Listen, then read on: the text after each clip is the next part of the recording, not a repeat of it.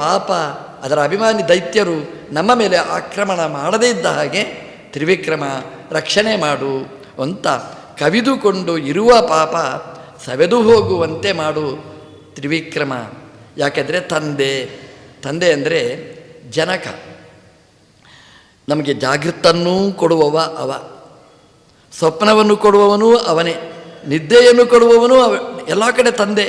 ಸ್ವಪ್ನಾವಸ್ಥೆಗೆ ತಂದೆ, ಜಾಗೃತ ಅವಸ್ಥೆಗೆ ತಂದೆ ಅಂದರೆ ಆ ಅವಸ್ಥೆಗೆ ಬರುವ ಹಾಗೆ ನೀನು ಮಾಡಿದ್ದಿ. ಅದನ್ನು ದಾಸರು ನೆನಪಿಸಿಕೊಂಡಿದ್ದಾರೆ. ಎಲ್ಲ ಅವಸ್ಥೆಯಲ್ಲಿಯೂ ನೀನು ತಂದು ಆ ಅವಸ್ಥೆಗಳನ್ನು ಕೊಟ್ಟು ದಿನ ಮೂರು ರೀತಿಯಾದಂತಹ ಅವಸ್ಥೆಗಳನ್ನು ಪ್ರತಿದಿನ ನಮಗೆ ಕೊಡ್ತಾನೆ. ನಾವು ಆ ಹಗಲು ಅಥವಾ ಸ್ವಪ್ನ, ನಿದ್ರೆ, ಜಾಗೃತ ಅವಸ್ಥೆ ಅದನ್ನು ಹೇಗೆ ನಾವು ಅನುಸಂಧಾನ ಮಾಡಬೇಕು ಅದನ್ನು ದಾಸರು ನಮಗೆ ತುಂಬ ಸುಂದರವಾಗಿ ತಿಳಿಸಿಕೊಟ್ಟಿದ್ದಾರೆ. ಅಲ್ಲಿ ನಮ್ಮಿಂದ ಅಪರಾಧ ಆಗಬಾರದು. ಇವತ್ತೇ ನಾವು ಜಾಗೃತಿ ಮಾಡಬೇಕು. ನಾಳೆಯ ಎಚ್ಚರ, ನಾಳೆಯ ಸ್ವಪ್ನ, ನಾಳೆಯ ನಿದ್ರೆ ಅದರಲ್ಲಿ ಯಾವ ತಪ್ಪು ನನ್ನಿಂದ ಆಗಬಾರದು.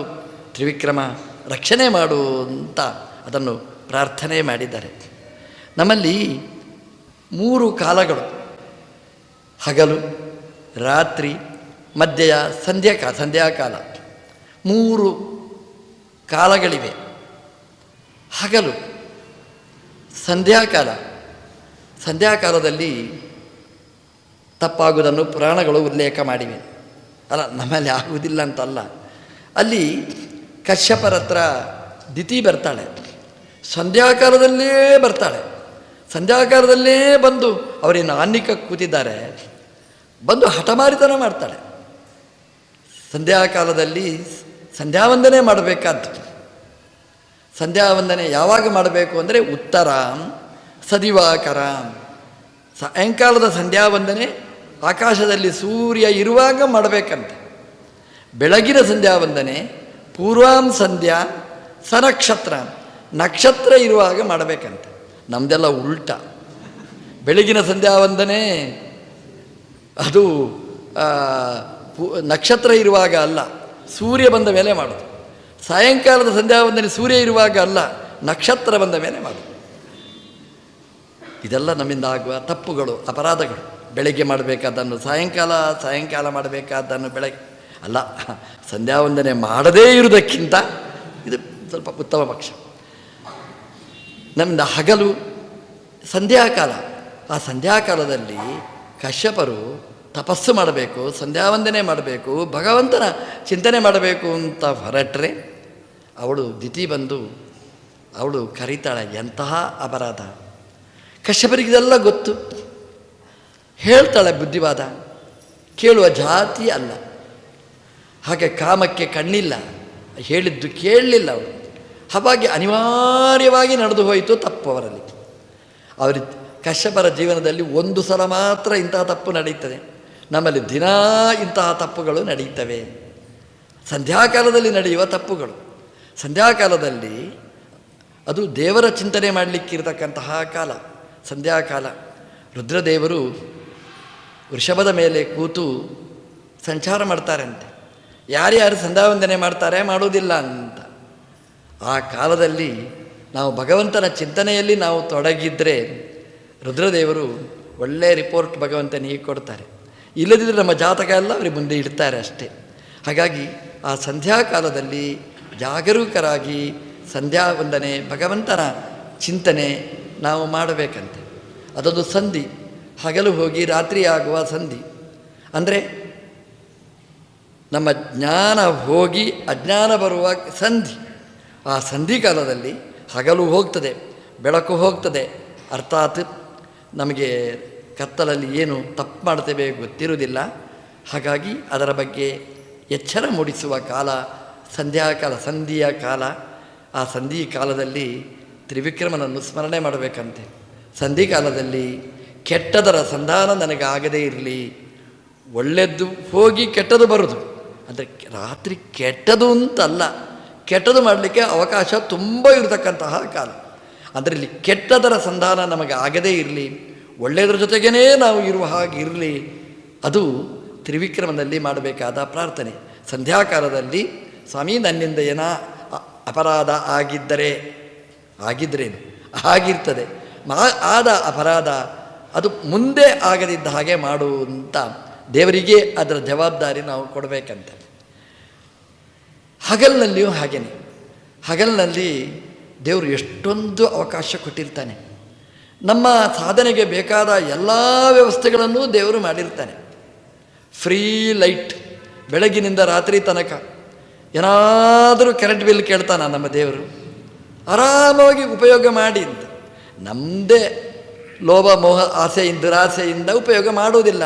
ಮನೆಯೊಳಗೆ ಚಿಲ್ಕ ಹಾಕಿ ಕೂತು ಸೂರ್ಯನ ಕಿರಣ ಒಳಗೆ ಬಾರದಿದ್ದ ಹಾಗೆ ಮಾಡೋದು ನಮ್ಮ ತಪ್ಪಷ್ಟೇ ಹೊರತು ದೇವರದೇನು ವಂಚನೆ ಮಾಡಲಿಲ್ಲ. ದೇವರು ನಮಗೆ ಕೊಟ್ಟಿದ್ದಾನೆ, ಬೇಕಾದಷ್ಟು ಉಪಯೋಗ ಮಾಡಿ. ಗಾಳಿ ಕೊಟ್ಟಿದ್ದಾನೆ, ನಾವು ಬಾಗಿಲು ಹಾಕ್ಕೊಂಡು ಗಾಳಿ ಬಾರದಿದ್ದ ಹಾಗೆ ಮಾಡಿ, ಮತ್ತು ಎ ಸಿ ಮಿಷನ್ ಫಿಟ್ ಮಾಡಿ ಅದರ ಗಾಳಿಯನ್ನು ಉಪಯೋಗ ಮಾಡಿ ಆರೋಗ್ಯ ಕೆಡಿಸಿಕೊಳ್ತಾ ಇರ್ತೇವೆ. ನಾವು ದೇವರು ಕೊಟ್ಟದನ್ನು ಉಪಯೋಗ ಮಾಡಲಿಕ್ಕೂ ಒಂದು ಭಾಗ್ಯ ಬೇಕಲ್ಲ, ಅದು ಇಲ್ಲ ನಮಗೆ, ಅದನ್ನು ಕಳ್ಕೊಂಡಿರ್ತೇವೆ. ದೇವರು ಕೊಟ್ಟ ಆ ಅಪೂರ್ವ ವಸ್ತುಗಳನ್ನು ಬಳಸಿಕೊಂಡು ಭಗವಂತನ ಚಿಂತನೆ ನಾವು ಮಾಡಬೇಕಾದ್ದು. ಹಗಲು ಕಾಣ್ತದೆ, ಕಾಣುವ ಕಾಲದಲ್ಲಿ ನಮ್ಮಿಂದ ಆಗುವ ತಪ್ಪುಗಳು, ಹಾಡು ನಾವಲ್ಲಿ ಹೇಳ್ತೇವೆ ನೋಡಿ, ಹಗಲಿನಲ್ಲೇ ತಪ್ಪು ಮಾಡ್ತಾನೆ ಅಂತಹ ತಪ್ಪುಗಳನ್ನು ತ್ರಿವಿಕ್ರಮ ದೇವರು ಮನ್ನಿಸಲಿ ಅಂತ. ರಾತ್ರಿ ಕಾಲದಲ್ಲಿ ತಪ್ಪು ಮಾಡ್ತೇವೆ, ಆ ರಾತ್ರಿ ಕಾಲದಲ್ಲಿ ಮಾಡುವ ಅಪರಾಧಗಳು ಅದೆಲ್ಲವನ್ನು ನೀನು ಮನ್ನಿಸು ಅಂತ ತ್ರಿವಿಕ್ರಮ ದೇವರಿಗೆ ನಾವು ಜವಾಬ್ದಾರಿ ಕೊಡಬೇಕಂತೆ. ಹಾಗಾಗಿ ತ್ರಿವಿಕ್ರಮ ಅಂದರೆ ಮೂರರಲ್ಲಿ ವಿಕ್ರಮ ಸಾಧಿಸಿದ ತ್ರಿವಿಕ್ರಮ ಹಗಲಿನಲ್ಲಿ, ಸಂಧ್ಯಾಕಾಲದಲ್ಲಿ, ರಾತ್ರಿ ಕಾಲದಲ್ಲಿ ನಮ್ಮನ್ನು ಪಾಪದಿಂದ ಪಾರು ಮಾಡಲಿ ಅಂತ ಪ್ರಾರ್ಥನೆ ಮಾಡಬೇಕಂತೆ. ಕವಿದುಕೊಂಡು ಇರುವ ಪಾಪ ಅಂತಂದರೆ ಈ ಮೂರು ಅವಸ್ಥೆಗಳು ಎಲ್ರಿಗೂ ಬರುವಂತಹ ಅವಸ್ಥೆಗಳು. ಬಾಲ್ಯ, ಯೌವನ, ಮುದಿತನ, ಮೂರು ಅವಸ್ಥೆಗಳು ಪ್ರತಿಯೊಬ್ಬರಿಗೂ ಬರ್ತದೆ. ಯೌವನದಲ್ಲಿ ನೆನಪಾಗುವುದಿಲ್ಲ ಅಷ್ಟೇ, ನಾನು ಯೌವನನೇ, ನನಗೆ ಮುದಿತನ ಬರುವುದೇ ಇಲ್ಲ. ಮುದಿತನ ಅಂದರೆ ಉಳಿದವರಿಗೆ ಮಾತ್ರ ಅಂತ ನಾವು ಭ್ರಮಿಸಿಕೊಂಡಿರ್ತೇವೆ. ಆ ಬಾಲ್ಯದಲ್ಲಿ ಆಗುವ ತಪ್ಪುಗಳು, ಯೌವನದಲ್ಲಿ ಆಗುವ ತಪ್ಪುಗಳು, ವಾರ್ಧಕದಲ್ಲಿ ಆಗುವ ತಪ್ಪುಗಳು, ಅದರಿಂದ ಬರುವ ಪಾಪ, ಅದನ್ನು ಬಾರದಿದ್ದ ಹಾಗೆ ಮಾಡು ತ್ರಿವಿಕ್ರಮ ಅಂತ ದಾಸರು ಪ್ರಾರ್ಥನೆ ಮಾಡಿದ್ದಾರೆ. ಆಣಿ ಮಾಂಡವ್ಯರ ಕತೆ ಗೊತ್ತು ನಿಮಗೆಲ್ಲ. ಆಣಿ ಮಾಂಡವ್ಯರು ಭಾರೀ ಸಾಧನೆ ಮಾಡಿದವರು. ಮಾಡಿದ ಪುಣ್ಯ ಇಡಲಿಕ್ಕೆ ಜಾಗ ಇಲ್ಲ, ಅದನ್ನು ಯೋಗ್ಯತೆ ಮೀರಿ ಮಾಡೋದು ಅಂತ ಹೇಳ್ತಾರೆ. ಅಷ್ಟು ಪುಣ್ಯ ಮಾಡಿದ್ದಾರೆ. ಆಣಿ ಮಾಂಡವ್ಯರ ಅನ್ನು ಅದೊಂದು ಅವರಿಂದಲೇ ಒಂದು ತಪ್ಪಾಗುವ ಹಾಗೆ ಮಾಡಿ ರಾಜರ ವಸ್ತುಗಳೆಲ್ಲ ಕಳವಾಗಿತ್ತು.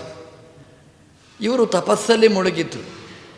ಇನ್ನೂ ತಪಸ್ಸು ಮಾಡಿದರೆ ಭಾರೀ ಪುಣ್ಯ, ಅವ್ರಿಗೆ ಇಟ್ಕೊಳ್ಳಿಕ್ಕಾಗದಿದ್ದಷ್ಟು ಪುಣ್ಯ. ಆ ಕಳ್ಳರೆಲ್ಲ ಆ ವಸ್ತುಗಳನ್ನು ಮಾಂಡವ್ಯರ ಮುಂಭಾಗದಲ್ಲಿ ಇಡ್ತಾರೆ ತಪಸ್ಸು ಮಾಡಿದವರದ್ದು. ಎಲ್ಲ ರಾಜನ ಭೃತ್ಯ ಪರಿವಾರ ಎಲ್ಲ ಬಂದರು ಹುಡುಕೊಂಡು, ಕಳ್ಳ ಎಲ್ಲಿದ್ದಾನೆ, ದರೋಡೆ ಮಾಡಿದವರು ಎಲ್ಲಿದ್ದಾರೆ ಅಂತ. ಎಲ್ಲ ವಸ್ತು ಸಹಿತವಾಗಿ ಮಾಂಡವ್ಯರು ಸಿಗ್ತಾರೆ. ರಾಜ ಶೂಲದಲ್ಲಿ ಅವನು ಏರಿಸಿಬಿಡಿ ಅಂತ ಹೇಳ್ತಾರೆ. ಶೂಲದಲ್ಲಿ ಅವನು ಏರಿಸಿಬಿಡ್ತಾರೆ. ಆವಾಗ ಯಮದೇವರು ಬಂದರಂತೆ. ಮಾಂಡವ್ಯರಿಗೆ ಎಚ್ಚರಿಕೆ ಆಗಿತ್ತು. ಮಾಂಡವ್ಯರು ಕೇಳಿದರು, ಯಮ, ಇದು ಏನು ತಪ್ಪಿಗೆ ನನ್ನನ್ನು ಶೂಲದಲ್ಲಿ ಹಾಕಿದ್ದು? ನೋಡಿ, ಅಲ್ಲಿವರೆಗೂ ಎಚ್ಚರ ಇಲ್ಲ ನೋಡಿ. ಒಂದು ಶೂಲದಲ್ಲಿ ಹಾಕಿ, ಗುದದ್ವಾರದಲ್ಲಿ ಶೂಲ ಹಾಕಿ ಅವರ ಹೆಗಲಿನ ತನಕ ಆ ಶೂಲ ಬಂತು. ಅವ್ರಿಗೆ ಗೊತ್ತಾಗಲಿಲ್ಲ ತಪಸ್ಸು ಅಂದರೆ ಹೇಗಿರ್ತದೆ ನೋಡಿ. ನಮಗೆ ಇಡೀ ಗಾಯತ್ರಿ ಅಲ್ಲ, ಕಾಲು ಗಾಯತ್ರಿ ಮಾಡಲಿಕ್ಕೆ ಆಗೋದಿಲ್ಲ. ಅವರು ಬಂದರು, ಇವರು ಬಂದರು ಅಂತ, ಸೊಳ್ಳೆ ಬಂತು, ನೊಣ ಬಂತು ಅಂತ. ಅವರಿಗೆ ಇಡೀ ಶೂಲ ಅವರ ದೇಹವನ್ನು ಭೇದಿಸಿ ಬಂದರೂ ಅವರಿಗೆ ಗೊತ್ತೇ ಆಗಲಿಲ್ಲ. ಆರಾಮವಾಗಿ ಜಪನೇ ಮಾಡ್ತಾಯಿದ್ರು, ಭಗವಂತನಲ್ಲಿ ಅನುಸಂಧಾನ, ಸೆಲ್ಫ್ ಎನಸ್ಟೇಷಿಯಾ ಅವರದ್ದು. ಹಾಗಾಗಿ ಅವರಿಗೆ ಯಾವ ಬಾಧೆನೂ ಬರಲಿಲ್ಲ. ಯಮದೇವರು ಬಂದರು, ಶಬ್ದ ಮಾಡಿಕೊಂಡೇ ಬಂದರು. ಗೊತ್ತಾಗಲಿಲ್ಲ. ಇಷ್ಟಾದರೂ ಎಚ್ಚರಿಕೆ ಆಗಲಿಲ್ಲ ಅಂತಂದರೆ ಹ, ನಮ್ಮದು ಗೊರಕೆ ನಿದ್ರೆ ಆಗಿದ್ದ ಹಾಗೇನೆ ಧ್ಯಾನದ ನಿದ್ರೆಯಲ್ಲಿ ಮುಳುಗಿದ್ರು.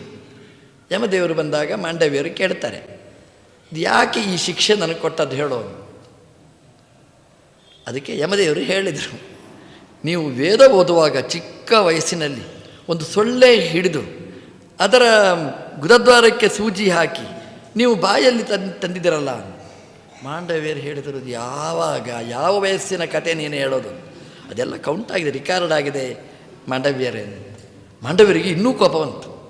ಏನೂ ಗೊತ್ತಿಲ್ಲದಿದ್ದ ಬಾಲ್ಯಾವಸ್ಥೆ, ಚಿಕ್ಕ ವಯಸ್ಸು, ವೇದಾಧ್ಯಯನ ಮಾಡುವ ಕಾಲ, ಆವಾಗ ಒಂದು ನೊಣ ಅದು ಸುಮ್ಮನೆ ಮಾಡಿದ ಯಾವತ್ತೋ ಒಂದು ಸಲ, ಅದಕ್ಕೆ ಇಷ್ಟು ಶಿಕ್ಷೆ ಕೊಡೋದ, ನಿನಗೆ ವಿವೇಕನೇ ಇಲ್ಲ, ಹಾಗಾಗಿ ನೀನು ಶೂದ್ರನಾಗಿ ಹುಟ್ಟು ಅಂತ ಶಾಪ ಕೊಟ್ಟರು. ಯಮದೇವರು ತಥಾಸ್ತು ಅಂತ ಖುಷಿಯಾಯಿತು ಅವರಿಗೆ. ಶೂದ್ರ ಆಗು ಅಂತ ಹೇಳಿದ್ದಕ್ಕೆ ಖುಷಿ ಅಲ್ಲ, ಮಾಂಡವ್ಯರದ್ದು ಯೋಗ್ಯತೆ ಮೀರಿ ಏನು ಸಂಪಾದನೆ ಮಾಡಿದರು, ಡಿಪಾಸಿಟ್ ಖಾಲಿ ಆಯಿತು, ಅದು ಖುಷಿ ಆಯಿತು. ಅದು ಹೇಗೆ ಅಂತಂದರೆ ಹೇಳಿದ್ರಲ್ಲ, ಯಮನ ಶೂದ್ರನಾಗಿ ಹುಟ್ಟು ಅಂತ, ಅಷ್ಟು ಹೇಳಿದ್ರಿಂದಲೇ ಅವನ ಪುಣ್ಯ ಎಲ್ಲ ಹೋಯಿತು. ಒಂದು ಹೇಳಿದ್ರಿಂದ ಪುಣ್ಯ ಹೋಗುತ್ತೆ ಅಂತ ಆದರೆ ನಮ್ಮದು ಪುಣ್ಯ ಎಷ್ಟಿರ್ಬೋದು ರೀ? ಎಷ್ಟು ಬೈತೇವೆ, ಎಷ್ಟು ಶಾಪ ಕೊಡ್ತೇವೆ, ನೀನು ಹಾಳಾಗು ಅವನು ಹಾಳಾಗಲಿ, ಭೂಮಿಯಲ್ಲಿದ್ದವರೆಲ್ಲ ಸತ್ತು ಹೋಗಲಿ ಇಂತ ಬಾಯಿ ತೆರೆದರೆ ಶಾಪ ಕೊಡ್ಬೋದು. ಮಾಡೋದು ಇಷ್ಟು, ಮೈನಸ್ ಆಗೋದು ಇಷ್ಟು, ಹಾಗಾಗಿ ನಮ್ಮಲ್ಲೆಲ್ಲ ಮೈನಸ್ ಅಕೌಂಟ್ಗಳೇ ಇರೋದು, ಪ್ಲಸ್ ಇಲ್ಲವೇ ಇಲ್ಲ. ಬಾಲ್ಯದಲ್ಲಿ ಮಾಡಿದ ತಪ್ಪಿಗೆ ಶೂಲದಲ್ಲಿ ಏರಿಸುವಷ್ಟು ಶಿಕ್ಷೆಯನ್ನು ಕೊಟ್ಟದ್ದು ಅಂತ ಯಮದೇವರು ಸುಳ್ಳೇ ಹೇಳ್ತಾರ? ಹೌದದು ಮಾಂಡವ್ಯರು ಮಾಡಿದ್ದು ಹೌದು. ಆಮೇಲೆ ಅಮೆಂಡ್ಮೆಂಟ್ ಮಾಡಿದ್ದು 8 ವರ್ಷ ಬೇಡ 14 ವರ್ಷ ಅಂತ ಸುಮ್ಮನೆ ಜ್ಞಾನಿಗಳು ಹೇಳ್ತಾರೆ.